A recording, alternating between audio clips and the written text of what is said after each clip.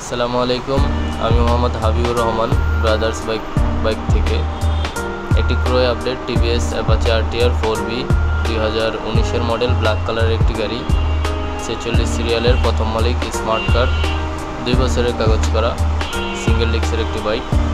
এই গাড়িটি মূল্য চাওয়া হচ্ছে 1,32,000 টাকা। অবশ্যই দামাদামি করতে পারবেন, দামাদামি করার সুযোগ আছে। আসসালামু আলাইকুম।